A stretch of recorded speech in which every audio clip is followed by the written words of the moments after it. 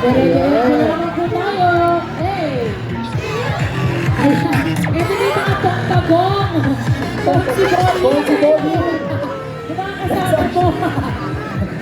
Ito sila, oh. Once again, palakpakan natin ang float ng Barangay Malinaw! Mario Brothers! Ayun na, may lumalabas pa na flower, oh.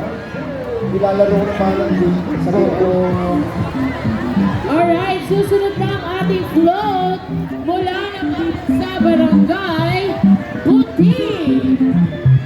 Dire-diretso na po ang ating mga delegates. Please lamang po. After po ng barangay, meron pa po tayong 4 o 5 floats na kikita mula sa ating mga permit sectors.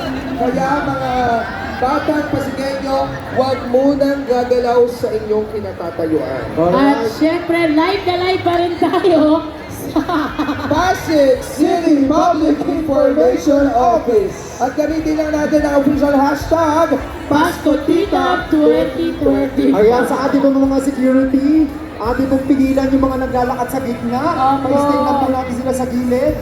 Ayan! Dahil paparating na po ang mga iba nating floats. Okay!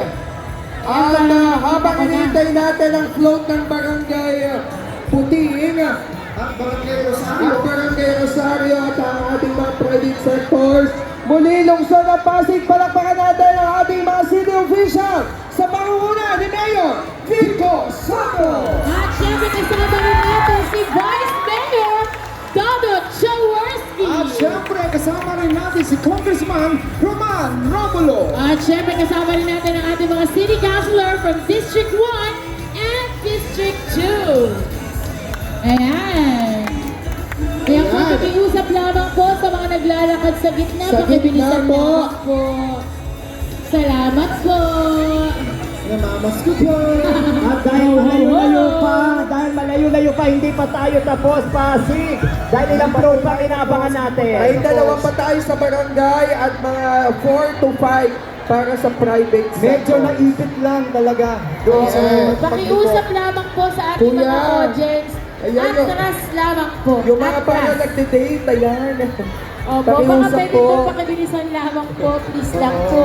At Salamat syempre, po. yung mga nandito sa may tapat ng bigasan, wala pong magkakagulo. Kayo po ay pahihintulutan na lumapit hanggang sa barricade Mamaya. Okay? Wag pong Wala po magtutulakan. muna ngayon.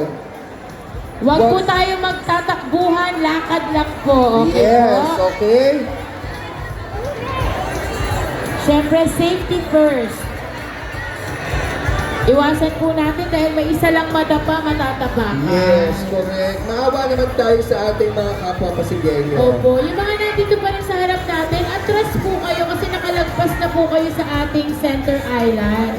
Yes. Usap po kayo, huwag niyo po itulak yung mga pulis natin. Oo, ang ating mga kapulisan po ay malaking tulong para po sa ating